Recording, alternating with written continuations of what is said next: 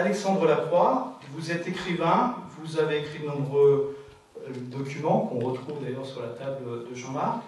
Vous êtes directeur de rédaction de Philosophie Magazine et vous enseignez l'écriture créative à Sciences Po Paris. Vous êtes président et cofondateur de l'école d'écriture Les Mots et vous dirigez la collection Les Grands Mots chez Autrement. Vous avez vécu dans notre région quelques années et vous en avez gardé d'ailleurs le souvenir vibrant du rayon culture de l'Intermarché de Chauffaille. C'est dans votre livre. Vous en parlez avec émotion dans ce livre. Plus sérieusement, votre parcours personnel vous a amené à rencontrer de nombreuses personnalités dans de nombreux domaines. Des rencontres qui nourrissent votre réflexion, notamment sur les liens qui unissent les hommes et particulièrement sur le rôle qu'y jouent les nouveaux médias informatiques.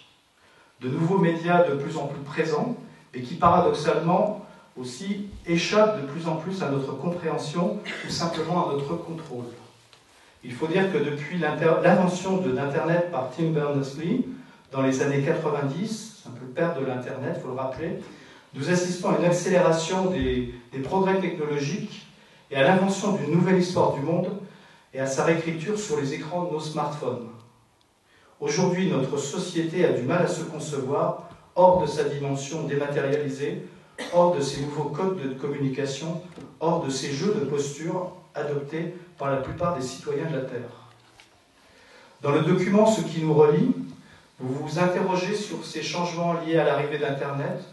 Vous évoquez un monde d'informations sans profondeur qui offre une vision très superficielle du monde. Vous parlez de ces militants qui revisitent les vérités, s'emparant de faits réels pour les transformer en mythes. Aujourd'hui, tout est embrouillé, tout paraît confus.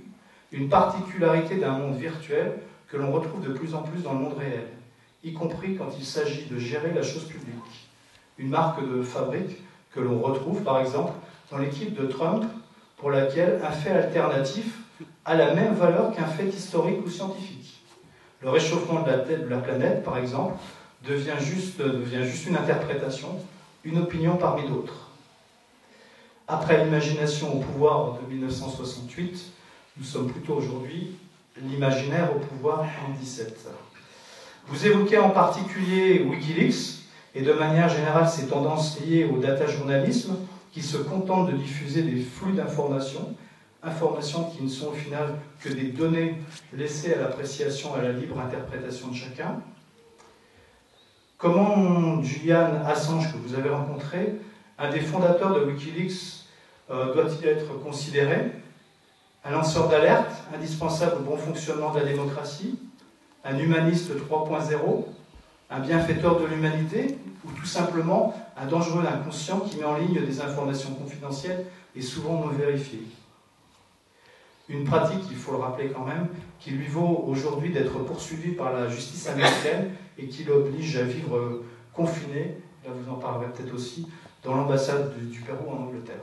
Situation peu enviable. Que penser des conspirationnistes et autres complotistes, comme celui avec lequel vous étiez en contact, et qui justement se nourrissent de ces flux d'informations, ces personnes qui scrutent la toile et l'alimentent de leur interprétation forcément irréfutable, ce que l'on nous cache et pourquoi l'on nous le cache.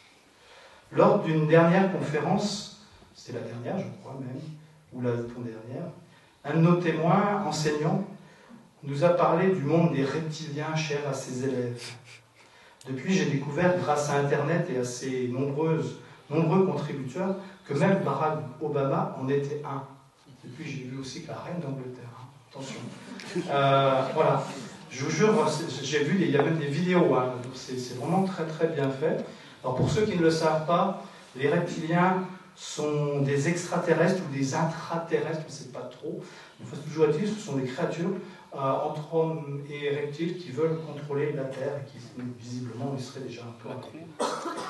Au croisement des nouvelles technologies et d'un monde qui devient village, on peut s'interroger sérieusement sur le devenir de l'humanité, sur le rôle des GAFA. Alors les GAFA, c'est les grands groupes Google, Apple, Facebook, Amazon, et puis il y a leur pendant aussi asiatique qui s'appelle BATX. Alors c'est voilà, je vous passe les grosses sociétés, ces 4 autres grosses sociétés aussi, les équivalents de ceux que je viens de vous citer, et qui contrôlent une grande partie du monde numérique. Et donc ces grands groupes, ils ont des intentions aujourd'hui de contrôler nos vies. Par exemple, aujourd'hui, Google s'intéresse à nos corps, je vous en parlerai, mais ce qu'ils ne recherchent, c'est pas forcément à reculer nos limites physiques, c'est surtout à engranger de l'argent. Voilà. Sa démarche n'a rien de philanthropique, mais je pense qu'on pourra sans doute y revenir. Et c'est d'ailleurs pour contrôler cette suprématie des GAFA que Tim Berners-Lee, donc le créateur du web, du 3W, reprend le flambeau des pionniers du web. Il lance un mouvement et un projet pour que chacun puisse reprendre le pouvoir sur ses propres données. C'est le projet Solid, un projet qui vise à séparer le stockage de nos données de celle des applications. Ça semble du bon sens, mais aujourd'hui ça ne l'est pas. Un Tim Berners-Lee, qu'il faut aussi le rappeler, est à l'origine de ce web des données qui menace nos libertés. Et nous sommes nombreux, je pense, à nous être ébahis devant ces petites vidéos qu'il nous présentait sur le web sémantique. Et aujourd'hui, voilà, il semble beaucoup se questionner par rapport à ce qui est en train de se passer. Le malaise réside peut-être dans ce manque de recul, dans ce trouble dématérialisé et invisible, dans cette absence de frontière entre le bien et le mal, entre le nécessaire et le superflu, entre la sécurité et le danger. Alors, Alexandre Lacroix, assistons-nous à l'émergence d'un monde nouveau? Est-ce que notre civilisation est au cœur d'une révolution? De quelle nature seront les liens qui nous unissent? La parole est à vous. Merci. Je vais essayer de rester debout si le micro le permet. Oui. Ça va? Ma voix porte? Oui. Alors, bon, d'abord, je vous remercie d'être présent ce soir. Je vous dois quelques excuses parce que la programmation a été déplacée, heurtée. C'est entièrement de ma faute. Et pourtant, je suis attaché à ce département. J'y ai une maison. J'ai des souvenirs émus du rayon littérature de l'hypermarché de Chauffaille, mais au-delà également de cette salle dans laquelle j'ai passé en l'an 2000 mon code. J'y mets les pieds pour la première fois, voilà, depuis 17 ans, dans une situation bien différente et sans la même appréhension, je dois le dire. J'ai eu le code quand même. Alors, de code, il va être un peu question aujourd'hui. C'est vrai que je vais brosser un tableau sans doute sensiblement différent de celui qui vient de vous être fait de la révolution numérique en cours. Mais quelques mots d'abord sur le travail que je mène à Philosophie Magazine depuis son lancement en 2006. Philosophie Magazine, c'est un magazine qui, donc, à la différence par exemple du magazine littéraire, ne met pas sur la couverture chaque mois le visage d'un philosophe célèbre. Nous n'avons pas procédé ainsi, nous ne mettons pas Nietzsche, Platon, bien sûr, nous avons des hors-séries, mais ce que nous souhaitons faire avec la philosophie, c'est considérer celle-ci non pas comme un stock de références à des auteurs du passé, mais bien plutôt comme une méthode pour regarder le monde, si bien que ce que nous posons sur la couverture, ce sont des questions qui nous intéressent tous, qui traitent de problématiques existentielles, politiques, sociales. Dernièrement, on a pu se demander « mais c'est quoi la démocratie ?» ou encore « peut-on être heureux dans un monde qui va mal ?» Ce genre de questions, c'est celles qui nous meuvent, qui nous traversent, qui nous émeuvent. Et le livre, ce qui nous relie, est assez représentatif. Il s'inscrit dans le prolongement de ce travail à Philosophie Magazine qui consiste à essayer de poser un regard philosophique sur le monde contemporain. C'est évidemment un peu paradoxal puisqu'il s'agit de mobiliser le concept, la tradition philosophique, une certaine forme de lenteur pour réagir à l'actualité. Mais alors, du coup, ce métier un peu bizarre qui consiste à essayer de regarder philosophiquement le monde contemporain conduit à faire des hypothèses sur le monde comme il va. Et je dirais qu'en brossant les choses à grands traits, on peut avoir deux sentiments tout à fait différents sur le monde actuel quand on est un Européen aujourd'hui en 2017. On peut céder à une certaine forme de déclinisme ou de pessimisme, se dire que, en fait, nous sommes les tarvenus d'une civilisation qui est en perte de vitesse. De ce point de vue-là, il a existé dans l'histoire des situations et des époques tout à fait comparables. Nous serions des Alexandrins. Je ne veux pas dire par là que nous avons des qualités poétiques extraordinaires, Je veux dire par là que nous ressemblons aux habitants d'Alexandrie, de la grande civilisation hellénistique, qui étaient les héritiers de l'Empire romain et de ses richesses, qui vivaient dans un certain confort et qui, en même temps, étaient inéluctablement entraînés dans une décadence avec toujours, dans les périodes de décadence, le sursaut ou l'essor de visions du monde irrationnelles et le retour du religieux, le retour à Alexandrie, c'était évidemment l'astrologie, les sectes qui se multipliaient. Notre époque offre des similitudes avec cette situation, et donc c'est assez confortable la décadence, contrairement à ce qu'on croit, puisque les phases d'ascension pour une civilisation sont des phases dures, des phases de conquête, des phases de travail. La décadence, c'est mou et confortable. Mais c'est un peu triste, parce qu'on se dit que nos enfants vivront moins bien que nous.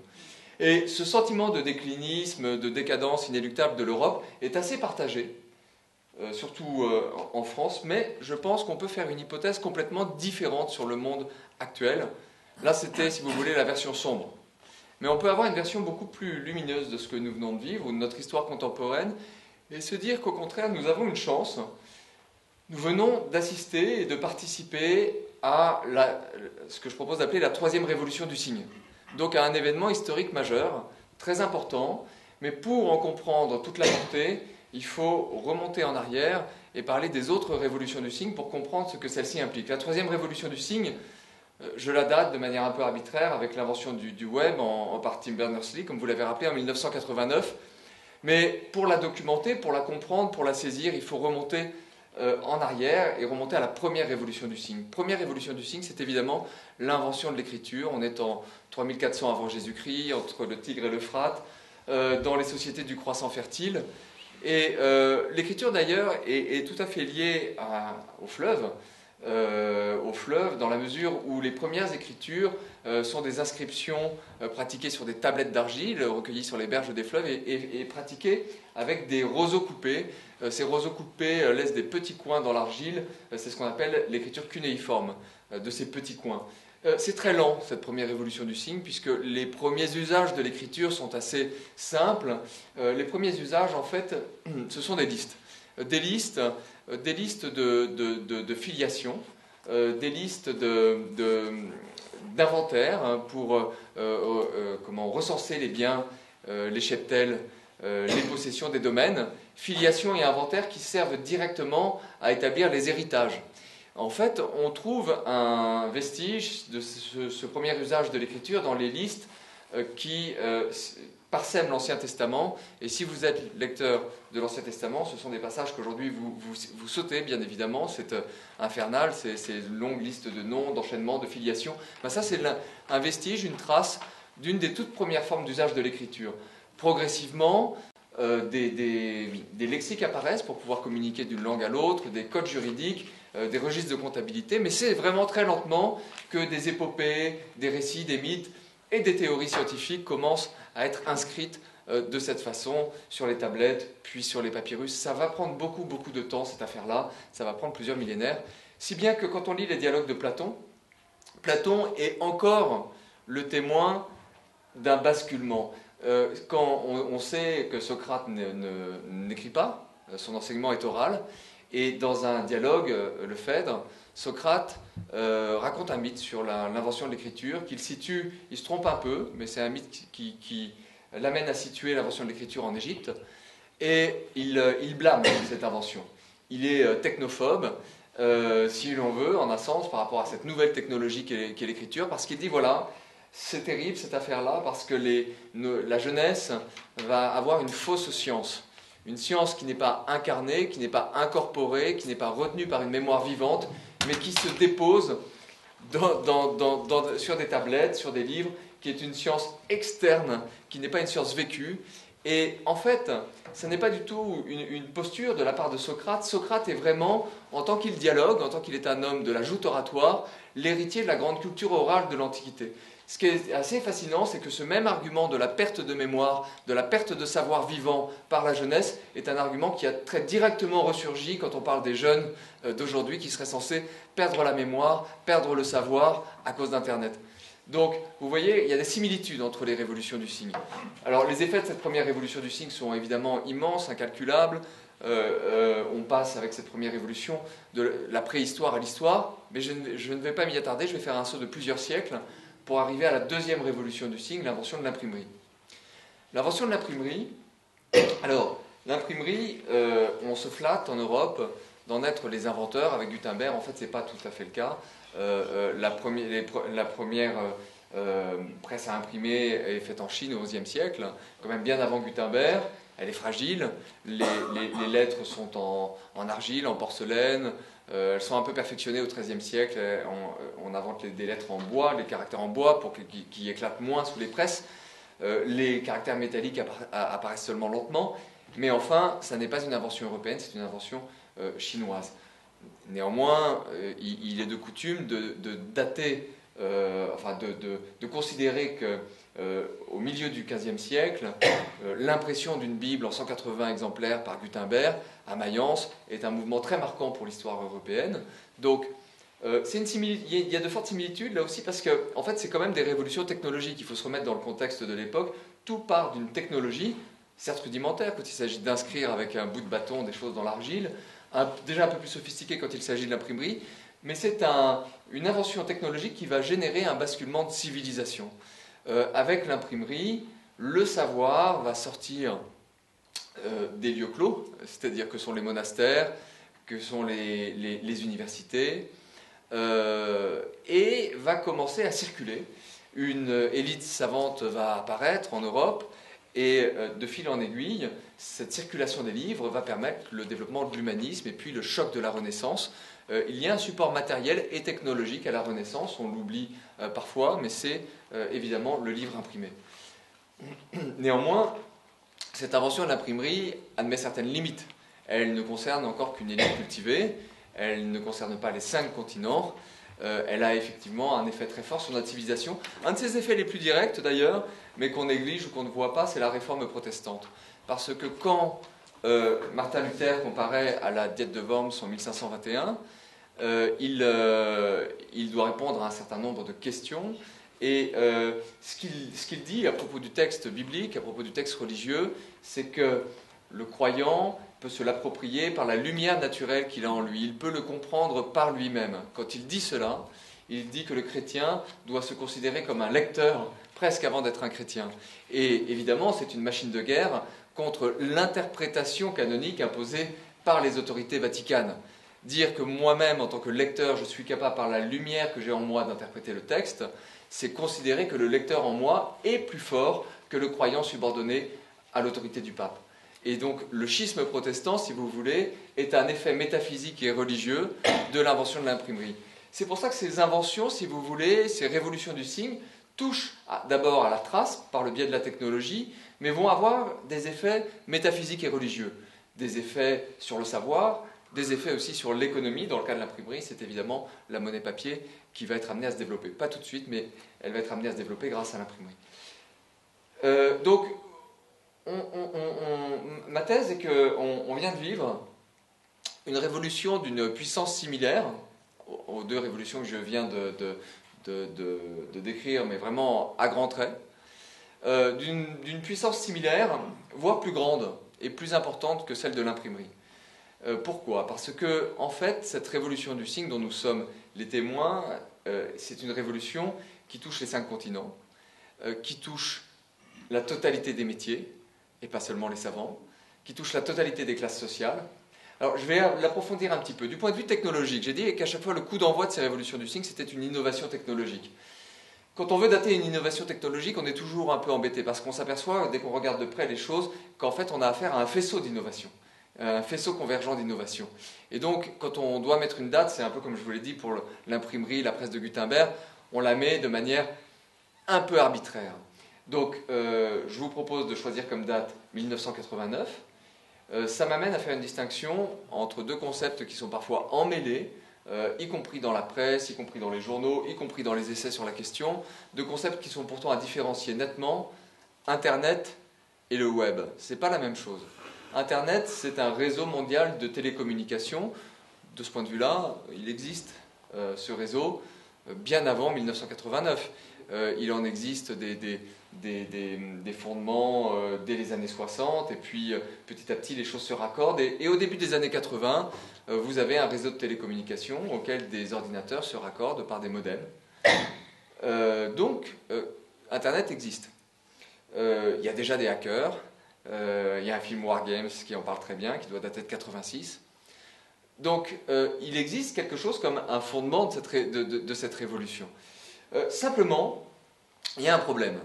Il y a un problème, c'est-à-dire que chaque université, chaque organisation, publique ou privée, a son propre système de référencement et de stockage des données, son propre intranet, si bien que cet intranet-là ressemble à une bibliothèque dans laquelle tous les livres auraient été imprimés dans des alphabets différents.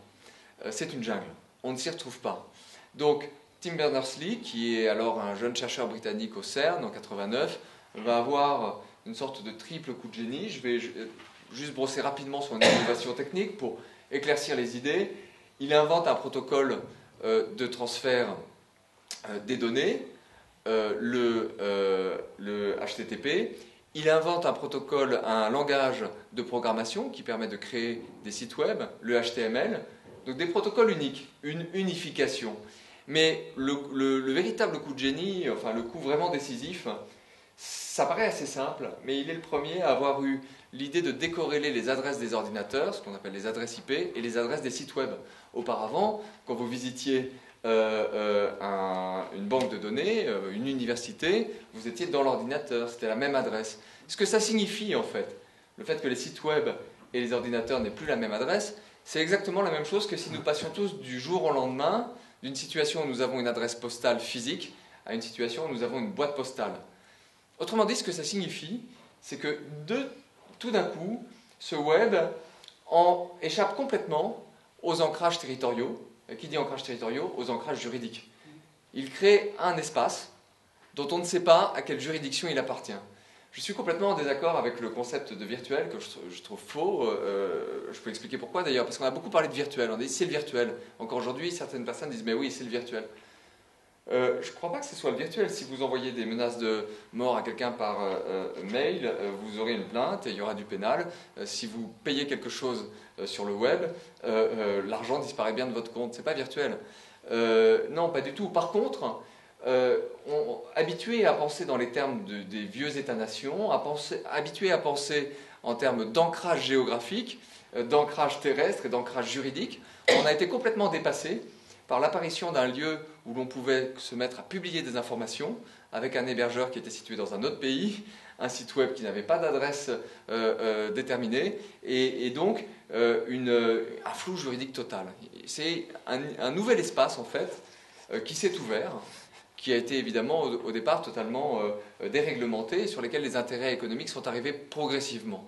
Alors, Tim Berners-Lee a proposé, ou légué, on va dire, offert son invention à l'humanité en 89. Il n'a pas cherché à la breveter, il n'a pas cherché à gagner de l'argent, il n'a pas cherché à prélever une commission sur les échanges financiers.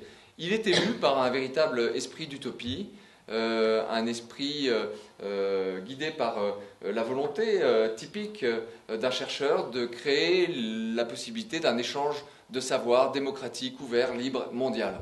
C'était ça son moteur, très désintéressé. Et d'ailleurs, il a continué une carrière de chercheur et il est un peu effrayé par ce que les autres ont fait de son invention.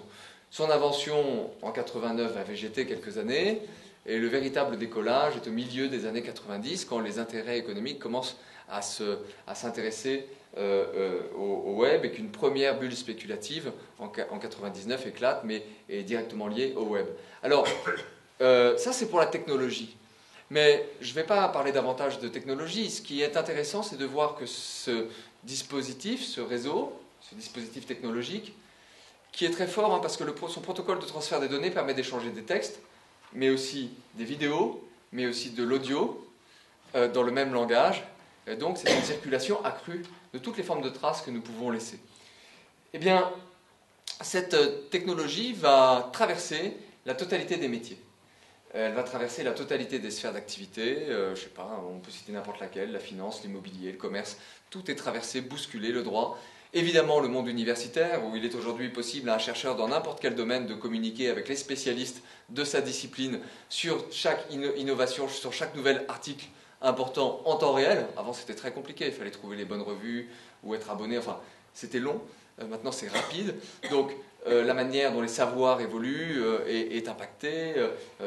Mais au-delà de l'économie, les mœurs. Et c'est là que cette invention, cette révolution du signe est plus profonde que la révolution précédente, l'imprimerie. C'est que la manière dont on entretient des amitiés, dont on entretient des liens familiaux, dont on fait des rencontres amoureuses, est directement liée à cette nouvelle technologie. C'est vrai que la possibilité via Skype de pouvoir communiquer avec ses enfants, petits-enfants quand ils sont loin, la possibilité d'échanger avec des gens sur de multiples pays en temps réel, tout ça c'est tout à fait nouveau. Et ça veut dire quand même que dans une grande épaisseur, on va dire chaleureuse, le lien humain est lui aussi pris dans la révolution technologique. Il est modelé, repris, réinventé à l'occasion de ce bouleversement technologique. Donc c'est un changement extrêmement brutal, extrêmement rapide. 89 à 2017, c'est vraiment rien. Si je compare aux deux révolutions du signe précédentes, il y a très peu de phases dans l'histoire de l'humanité dans lesquelles des avancées aussi décisives ou des perturbations aussi décisives de la totalité des mœurs et des secteurs d'activité et des professions sont bouleversées en quelques décennies. C'est très court. Nous avons le nez dessus. Néanmoins, voir notre époque ainsi, puisque je reviens à mon point de départ, essayons de regarder un peu philosophiquement notre époque, de prendre du recul.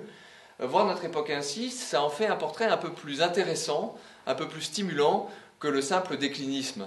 Là, on se dit, tiens, il y a un phénomène qui est ambivalent, qui comporte évidemment des dangers, vous l'avez amplement rappelé, mais quand même, c'est assez exaltant. Il se passe quelque chose. Et il se passe quelque chose qui n'est pas une guerre pour une fois et qui touche à l'essence même de l'humain et qui va au cœur de nos civilisations. Et c'est là que je dirais que la philosophie est un peu requise. Parce que, ou que les philosophes, ou que de manière générale les gens qui travaillent dans les sciences humaines ou les sciences sociales ont du travail. Parce que quand une technologie arrive, il y a un retard de la compréhension. C'est-à-dire que, je vais prendre des exemples de ça, mais c'est-à-dire que les technologies, on les reçoit, on les utilise dans notre quotidien, mais on ne se rend pas compte tout de suite de ce que ça change, vraiment. Par exemple, il y a quelques années, alors oui c'est vrai, j'enseigne à Sciences Po, vous l'avez rappelé, et je faisais cours comme on a toujours fait cours, enfin, depuis longtemps, disons. Et puis il y a quelques années, il y a quelque chose en 2012, je crois, il y a quelque chose qui avait vraiment changé dans la classe. Je n'ai pas compris tout de suite pourquoi, mais l'ambiance était différente. Les étudiants n'avaient pas la même attitude. Et en fait, ils avaient tous un ordinateur portable posé devant eux. Avant, il y en avait quelques-uns qui l'avaient, 2, 3. Et c'était quand même un marqueur de distinction sociale. Et puis tout d'un coup, ils l'avaient tous et ils prenaient note sur leur ordinateur. Lequel ordinateur est relié au réseau par Wi-Fi. Et alors là, ça change évidemment pour le prof parce que l'autorité du professeur, traditionnellement, tient au fait qu'on a une certaine longueur d'avance sur les étudiants. On a 20 ans de plus qu'eux, on a plus lu qu'eux, on sait plus de choses qu'eux. Mais dans Internet, dans le web, sur le web, il y a bien plus d'informations que ne peut en contenir le cerveau même du professeur le plus érudit.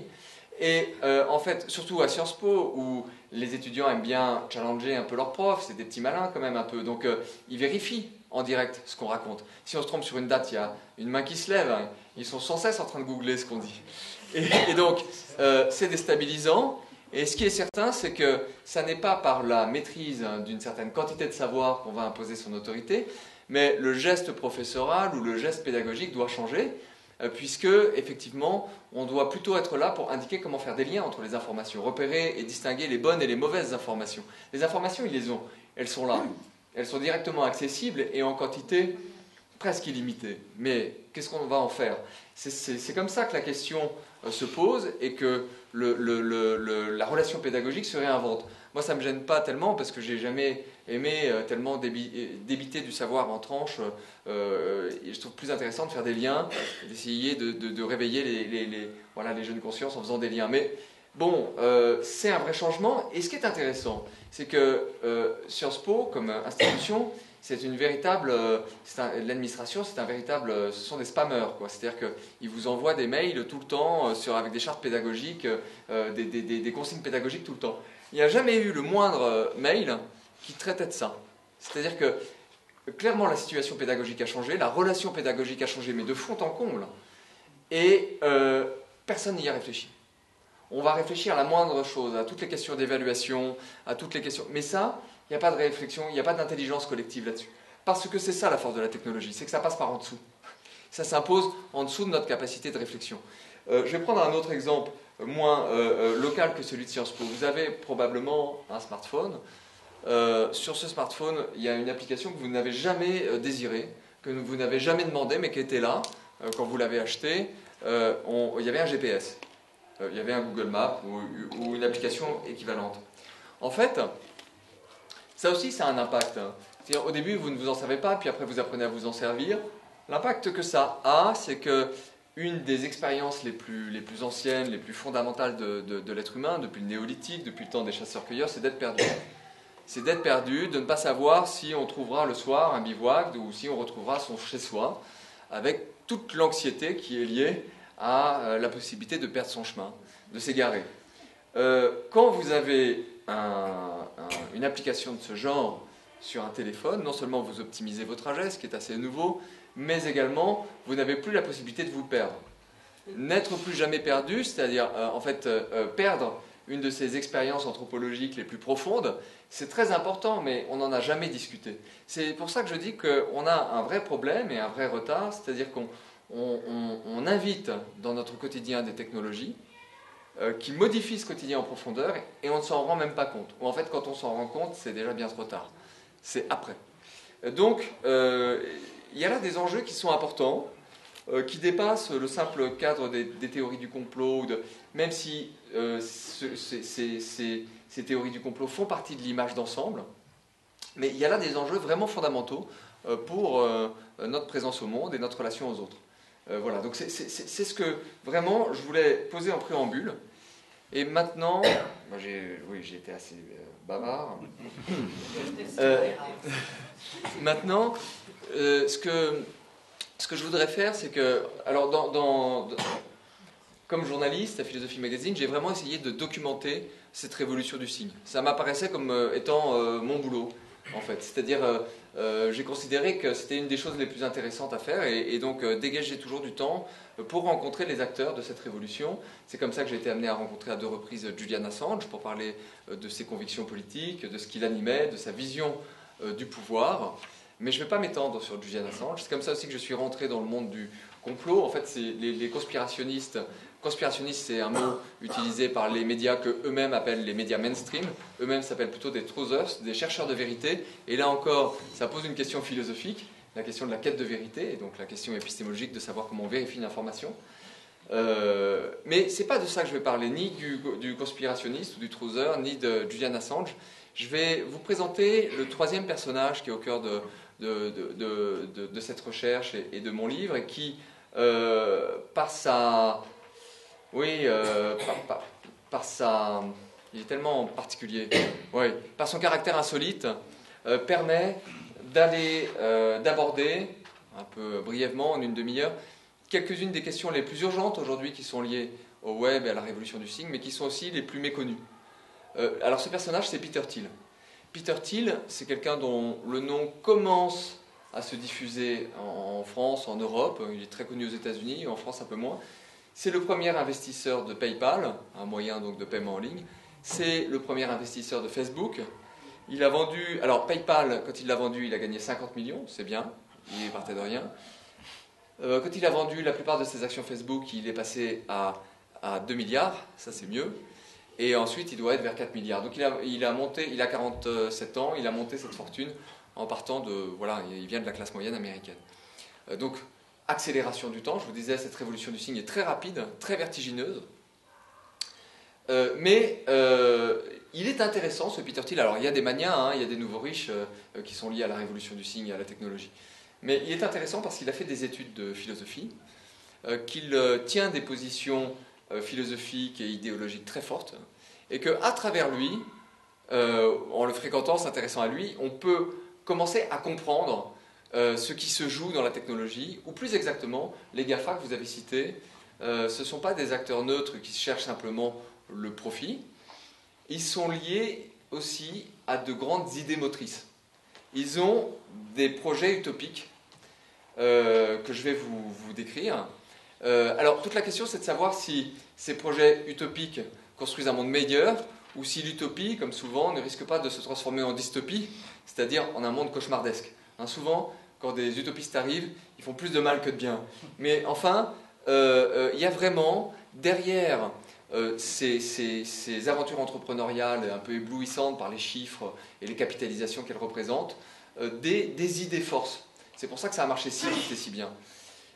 Et donc, à travers Peter Thiel, ce que je veux vous présenter maintenant, c'est deux courants de pensée, extrêmement influents dans la Silicon Valley, mais si vous ne les connaissez pas, vous ne pouvez pas comprendre vraiment ce qui est en train de nous arriver.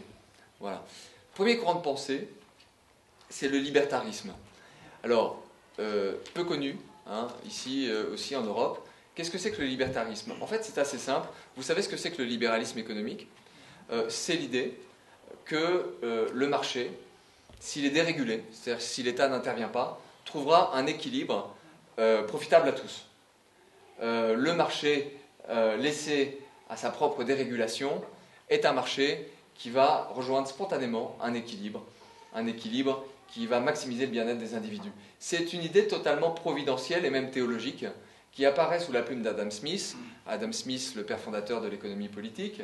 Et d'ailleurs, Adam Smith parle d'une main invisible. Vous savez, si on laisse le marché faire lui-même, il y a une sorte de main invisible qui fait que la somme des intérêts égoïstes et privés, leur confrontation, crée du bien-être pour tous. C'est ça, l'idée de la main invisible. Donc on voit bien que c'est une main divine. Mais ce qui est intéressant, c'est que Adam Smith a écrit deux grands livres. Un livre d'économie politique qui s'appelle La richesse des nations. Ce n'est pas dans ce livre-là qu'il parle de la main invisible. Et un livre de morale et de métaphysique qui s'appelle La théorie des sentiments moraux. Et c'est dans ce livre-là qu'il parle de la main invisible. La main invisible n'est pas simplement une théorie économique, c'est une théorie providentielle. C'est l'idée qu'on peut confier, non pas à l'État, mais au monde et à la providence, nos destins, et que nous sommes certes guidés par l'instinct de lucre, par l'égoïsme, mais qu'un bien supérieur en découle à notre insu. C'est très lié à un monde chrétien, bien évidemment. Alors, évidemment, ce libéralisme, on voit ce que ça donne en économie aujourd'hui, on a un peu de recul. C'est un projet utopique, c'est pour ça que je voulais vous en parler en ces termes. Eh bien, le libertarisme, c'est l'idée d'appliquer la même chose à l'ensemble de la société. Et même, l'idée est de détruire la société, c'est-à-dire le moins d'État possible.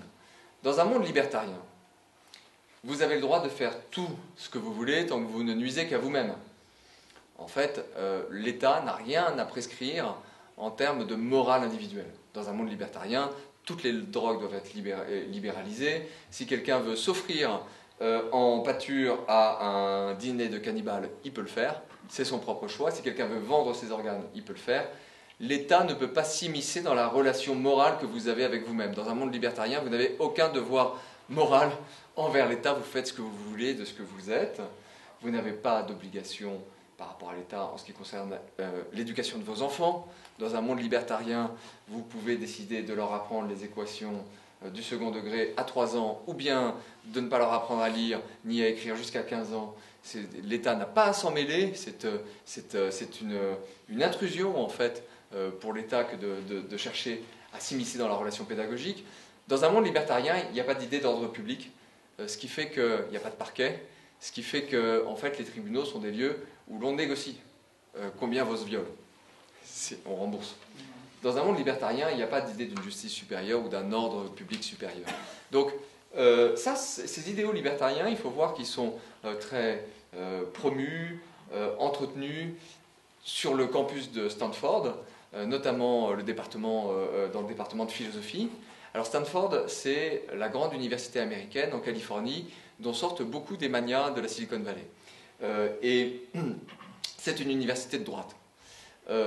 Par opposition à Berkeley, qui est la même chose, une très bonne université californienne, mais de gauche. Donc ça répartit un peu les populations. Peter Thiel, évidemment, a étudié à Stanford. L'université abrite un think tank très influent, très bien doté. Sa dotation annuelle se compte en dizaines de millions de dollars, qui s'appelle Catos Unbound. Ils ont des lettres Caton Sunbound, c'est-à-dire Caton déchaîné, c'est une référence au césarisme. Caton, c'est Caton d'Utique, c'est ce Romain qui a tenté de mener une sécession et a reçu l'ordre de César de se tuer lui-même. Et donc, Caton déchaîné, c'est le nom de leur blog. Et sur ce blog, Peter Thiel a régulièrement publié, alors il n'a plus tellement le temps aujourd'hui, maintenant qu'il est multimilliardaire, mais il a régulièrement publié quand il était plus jeune, sur ses projets libertariens.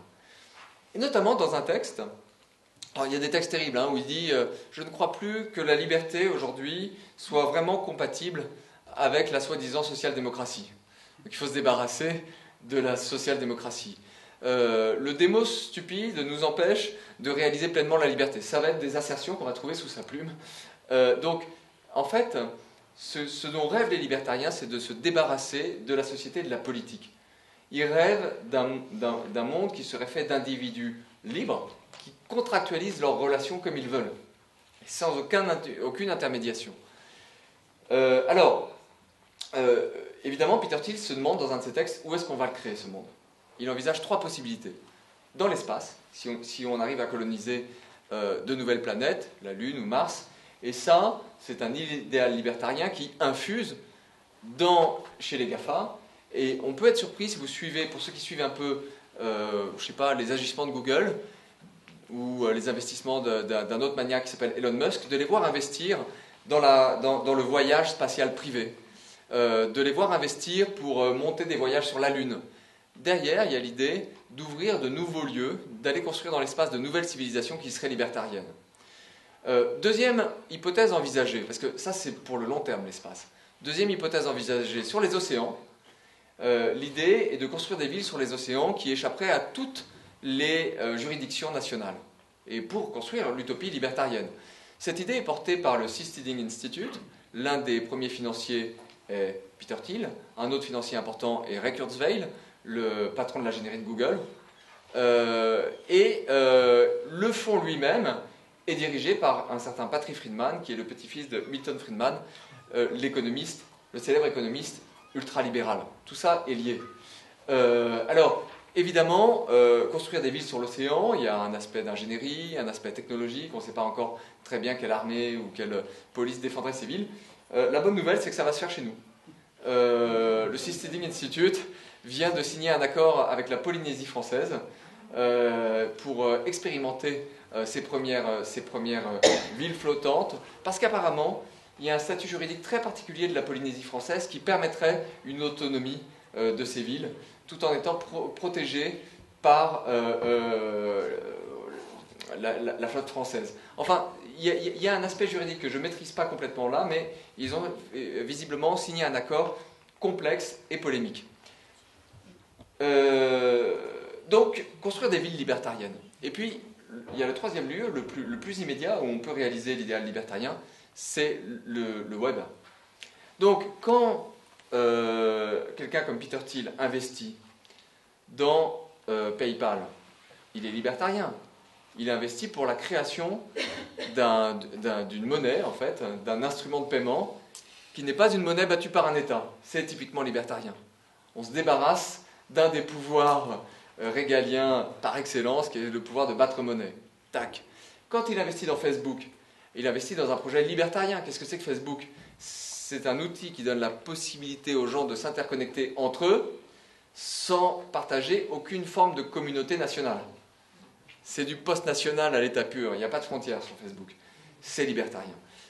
Donc, c'est ce qu'il faut comprendre, c'est que derrière ces investissements technologiques, il y a une motivation ou une vision qui est une certaine vision de la société et de l'homme. Le paradoxe, évidemment, je vous disais que ça, c'est l'utopie. C'est la face lumineuse. Enfin, ça peut vous plaire ou pas, ces idéaux libertariens, mais c'est la face lumineuse. Le mauvais côté, c'est qu'on arrive à un paradoxe, c'est que le web est bien ça. C'est bien un lieu dans lequel on peut échanger librement entre individus, sans passer par l'intermédiation des États. Mais c'est aussi l'instrument de surveillance le plus gigantesque jamais mis au point. Et c'est là qu'il y a une ambiguïté ou une ambivalence profonde dans la réalisation de l'utopie. Et c'est toujours comme ça avec les utopies. Souvenez-vous des utopies du XXe siècle qui ont mal tourné. Eh bien, c'est toujours comme ça. Il y a une ambivalence profonde. Alors, là aussi, c'est lié à des petits décalages, à des petites choses technologiques. En 2001, on a autorisé, une cour fédérale américaine a autorisé l'utilisation des cookies par les entreprises privées, qui font que si vous allez sur un site d'information, le Guardian ou Le Monde, vous lisez des révélations effrayantes sur le web, sur Julian Assange, mais en fait pendant ce temps-là, il y a des petits logiciels espions qui viennent sur votre navigateur et qui vont tracer votre route sur le web, qui vont mettre votre profil aux enchères, si votre profil vaut quelque chose, entre plusieurs instituts de publicité qui vont proposer des publicités ciblées et adaptées pour vous. Tout ça, ça se fait très rapidement par des algorithmes, mais voilà. C'est comme ça que ça marche derrière. Donc vous êtes tracé par le marketing. Mais pas seulement par le marketing. Je vous disais que dans un premier temps, le web avait été déterritorialisé, qu'il avait échappé à toutes les juridictions nationales, c'est certain. Mais la géographie s'est invitée dans la partie. À partir de 2007, l'iPhone est commercialisé et avec l'iPhone, la géolocalisation des individus. Alors maintenant, je vais jouer à vous faire peur un petit peu. La géolocalisation, vous avez peut-être sur votre smartphone des applications, et puis vous avez cliqué, vous avez accepté les conditions générales pour pouvoir faire marcher des applications sympathiques et gratuites pour jouer aux échecs ou que sais-je, au Scrabble. Mais si vous acceptez la géolocalisation, il faut savoir que certaines de ces applications sont liées à des logiciels qu'on appelle des accéléromètres, qui par exemple vont extraire une information intéressante, c'est-à-dire voir combien de temps vous passez chaque année au-dessus des limitations de vitesse. Laquelle information peut assez directement intéresser les assureurs. Alors, je vous ai fait un peu peur, je vais vous rassurer maintenant. Je vous rassure un peu. Aujourd'hui, les assureurs ne peuvent pas acheter cette donnée si elle est nominale. Par contre, ils peuvent tout à fait demander, mais dites-moi, à Mâcon, les jeunes entre 25 et 30 ans, ils conduisent comment? Ça, c'est pas nominal. Mais c'est fin comme information. Et c'est tout à fait intéressant. Par ailleurs, on sait que le département d'État américain enregistre et stocke la totalité de tous les posts Facebook, même ceux que vous effacez, la totalité de ce qui a été échangé sur les réseaux sociaux, mais il n'y a pas que, Google le fait aussi. En fait, toutes ces données sont compilées, contractées, et la grande erreur que font la plupart des gens, c'est de se dire que, en fait, ils le savent, ce sont leurs données personnelles, mais c'est pas grave parce qu'ils n'ont rien à se reprocher. Ça, c'est la grande erreur, c'est de penser que le problème, c'est un problème de morale. Le problème n'est pas un problème de morale, le problème c'est qu'il s'agit de données et de savoir si les données ont une valeur. C'est-à-dire, en fait, tout le monde se fout complètement du fait que vous fréquentiez ou non des lieux de débauche. En fait, tout le monde s'en moque. Par contre, ce qui a une valeur, parce qu'on ne fera pas de chantage, il n'y aura pas de chantage derrière. Par contre, ce qui a une valeur, alors là, je vais vous faire peur de nouveau. Par exemple, sur Google, si vous, demain, l'un d'entre nous a un cancer du foie, qu'est-ce qu'il va faire? Il va googler le nom de sa maladie, c'est évident. Du jour au lendemain. Il va peut-être même mettre une Google Alert.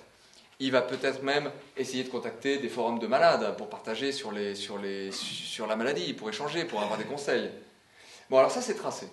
Ça, c'est directement tracé et enregistré. Il y a des veilles, il y a des logiciels, il y a des alarmes. On sait que quand quelqu'un commence à googler le nom de sa maladie, c'est qu'il est malade, ou qu'il a une très forte probabilité d'être malade. Mais ça, c'est de l'information directement commercialisable. Encore une fois, ça peut intéresser les assureurs. Et il y a beaucoup d'autres informations de ce type, sur les manières de conduire, sur les habitudes alimentaires, sur les frontières sensibles que vous traversez, etc., qui sont stockées en vue d'être commercialisées. Et c'est là qu'on retrouve Peter Thiel. Peter Thiel, la dernière boîte dans laquelle il a investi, est moins célèbre que Facebook. Elle s'appelle Palantir, en référence au Seigneur des Anneaux. Et Palantir, c'est une boîte qui propose les logiciels, qui fabrique les logiciels qui permettent d'exploiter les données. Parce que vous pouvez vous dire aussi, bon, ok, toutes les données sont extraites, mais elles sont extraites en nombre si considérable que de toute façon, ils ne retrouveront jamais les informations pertinentes. Que nenni! En fait, les sociographes permettent de manière très précise de visualiser, en fait, et donc d'économiser énormément de temps pour l'analyse humaine, de visualiser ce que fait quelqu'un. Évidemment, c'est aujourd'hui surtout les services de renseignement qui achètent ce type de solutions technologiques. Et ce qui veut dire qu'en fait, si jamais vous ne faites rien de spécial, Palantir ne s'intéresse pas à vous. Si jamais vous vous trouvez dans la même salle, par exemple si l'un d'entre nous appartient à un réseau terroriste et prépare un coup, et qu'il est fiché. Alors là, on passe un premier cercle. On a été dans le même lieu, puisqu'on est géolocalisé, hein, encore une fois, on a été dans le même lieu qu'un terroriste.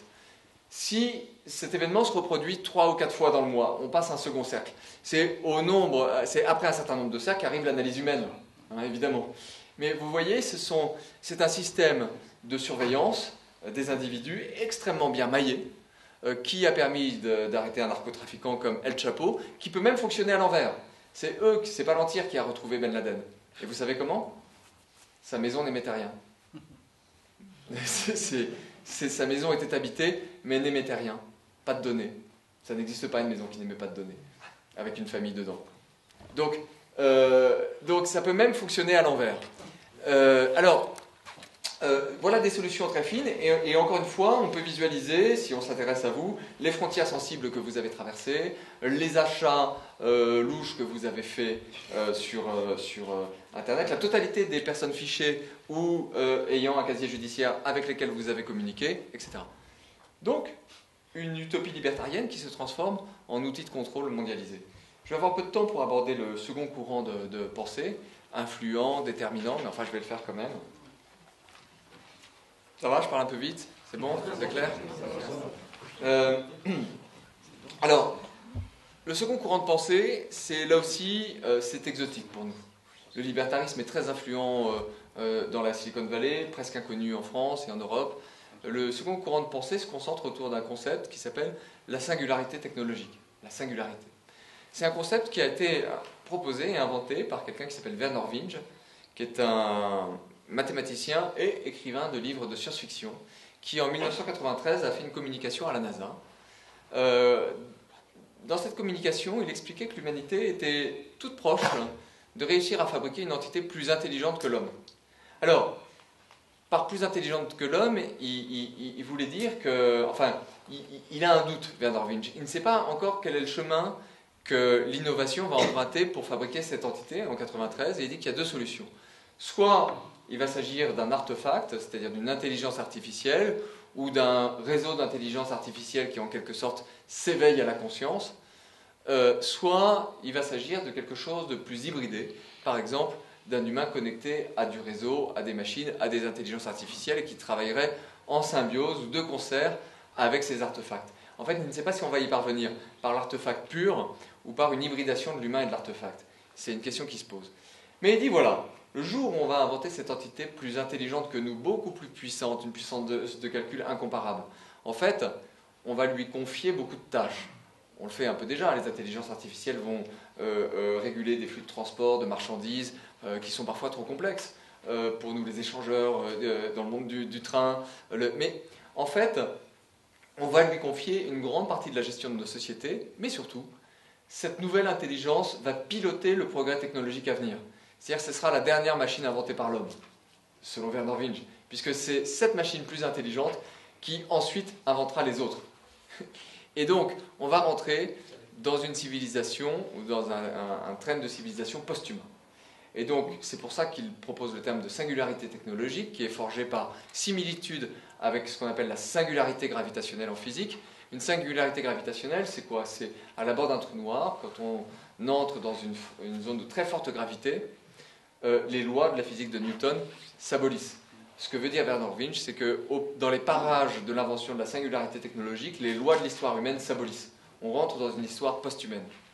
Alors ça pourrait vous paraître effrayant, mais pas du tout. Il y a des gens qui trouvent que c'est un but tout à fait louable que de fabriquer cette singularité technologique. Il existe une université de la singularité technologique qui a des programmes de recherche, c'est un lieu typique de la Silicon Valley qui mélange des chercheurs et des investisseurs. Tiens,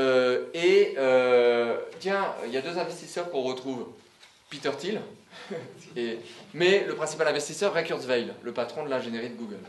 Il se trouve que j'ai pu rencontrer Peter Thiel et discuter de ces questions avec lui, mais aussi que, parce qu'il est féru de philosophie, mais aussi que grâce à lui et à sa recommandation qui vaut de l'or sur la Silicon Valley, et pas seulement au sens propre, même au sens figuré, quand on a sa recommandation, on entre un peu partout, j'ai pu rencontrer un certain nombre de directeurs de programme de cette université de la singularité, et même m'y rendre.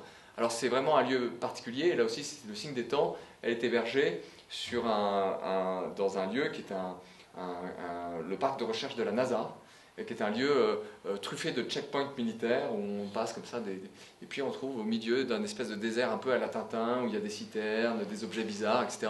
On trouve un lieu où il y a des chercheurs, mais très jeunes, et des programmateurs, etc., qui bossent. Quand j'ai rencontré pour la première fois ces directeurs de programme, je leur ai dit, mais en fait, je voulais aller droit au but, et leur dire, mais qu'est-ce qui me gênait, moi, finalement, dans cette singularité technologique? Et je leur ai dit, mais si jamais si jamais on pouvait vous implémenter un port USB dans la moelle épinière pour que vous soyez connecté au réseau de manière fluide, vous le feriez? Elles m'ont tous dit, ah bah oui, directement. Et là, je me suis dit qu'on ne voyait pas les choses de la même façon. Qu'on ne voyait pas du tout les choses de la même façon. Mais alors c'est vrai que la grande surprise, et c'est pour ça que je vous parle de l'expérience du terrain, ma grande surprise, ça a été de rencontrer bien sûr des développeurs informatiques, ça, et des gens qui travaillent dans l'intelligence artificielle, ça je m'y attendais, mais à part égale des médecins, mais de très haut niveau. Et effectivement, le front, si vous voulez, en fait le web ça n'intéresse plus personne dans la Silicon Valley, puisque ça y est, c'est fait. Donc ce qui les intéresse, c'est ce qu'il y a devant, les innovations à venir. Et vous voyez, les grands investissements de l'Université de la Singularité, les grands programmes de recherche, portent toujours sur une augmentation, un agrandissement de l'humain. Par exemple, ces directeurs de programme m'ont expliqué qu'on était au seuil d'une révolution médicale. Et que, alors aujourd'hui, quand vous prenez des médicaments, vous vous intoxiquez tous et systématiquement. Par exemple, quand vous prenez de l'aspirine, elle est dosée 500 mg, c'est l'exemple qu'ils m'ont donné, mais c'est vrai. Ça, c'est la dose qui marche sur tout le monde. Mais peut-être que vous avez besoin de 320 ou 270 mg. Leur idée, c'est qu'aujourd'hui, on peut compiler un grand nombre d'informations, de données sur chaque patient. On peut compiler... déjà, on peut le passer sur un IRM complet. Ça crée des gigas et des gigaoctets de données visuelles qu'aucun médecin n'aurait le temps de lire, mais une application peut le faire. Et prévenir les éventuels problèmes. On peut compiler des tas de choses sur la composition sanguine, mais aussi l'analyse du génotype. Et alors là aussi, c'est intéressant. Aujourd'hui, la lecture du génotype, de votre génotype par la salive, hein, c'est même pas intrusif, de votre génotype par les laboratoires américains, par les laboratoires privés, ça vaut 199 $, avec toutes les prédictions sur les maladies auxquelles vous êtes exposé. Donc ça vaut rien.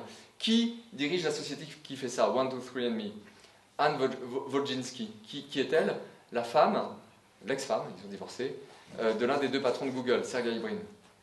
Donc on voit bien que l'extraction des données est un univers assez unifié, assez complexe, et que le front de l'extraction des données que ces gens veulent passer, c'est le front médical. Alors, il y a des beaux projets, hein, c'est-à-dire qu'en échange de toutes nos données biomédicales, ils nous promettent quand même, probablement, un accroissement de l'espérance de vie. Et c'est donnant-donnant, c'est un pacte avec le diable. Mais, par exemple, un de leurs grands projets, c'est le bioprinting. Bioprinting, c'est-à-dire l'impression de cellules. Le cartilage d'un nez, aujourd'hui, greffable, 16 minutes, l'impression du cartilage d'un nez. On commence à pouvoir imprimer de la fibre musculaire. On commence à pouvoir imprimer de l'os. Le but ultime, c'est que s'il y a un organe malade, j'en reviens au foie qui déraillerait ou au pancréas, ce serait de pouvoir le scanner par un IRM et puis le refabriquer, le réimprimer et le réimplanter dans le corps humain. Alors, évidemment, cette affaire, ça va loin, ça va très loin. Ça touche, en fait, pourquoi je m'attarde sur cette révolution biomédicale dont les effets ne sont pas encore vraiment diffusés dans la société, mais qui est à venir. Parce que, de même que, vous voyez, c'est lié au projet de la singularité technologique, et est en train de s'inventer quelque chose qui ressemble à du post-humain, ou à une modification de l'humain. D'ailleurs, au début de l'année 2016, il y a aussi une technologie qui a été autorisée en Angleterre, qui s'appelle CRISPR-Cas9 ou Cas9-CRISPR, je ne sais plus dans quel ordre, qui est une technologie qui permet de délier les brins d'ADN au moment des premières divisions cellulaires de l'embryon, enfin du futur embryon, et d'effacer certaines parties du code ou de les modifier, d'entrer dans le code. Évidemment, à chaque fois qu'on fait une chose pareille, le but c'est thérapeutique, c'est-à-dire que dans le cas de maladies génétiques lourdes, c'est formidable que de pouvoir intervenir sur le génotype humain, mais ça veut dire qu'on est en train de hacker le code. Et quand on dit l'homme est un être de langage, enfin vous connaissez cette expression, dit l'homme est un être de langage, eh bien, effectivement, mais avec nos croyances, avec notre langage, avec les convictions que nous portons, nous allons aussi devenir un être de langage au sens propre. C'est-à-dire nous sommes en train de hacker le code et peut-être aurons-nous bientôt la tentation de le réécrire, ce code, ou de le modifier. On en est là, donc on est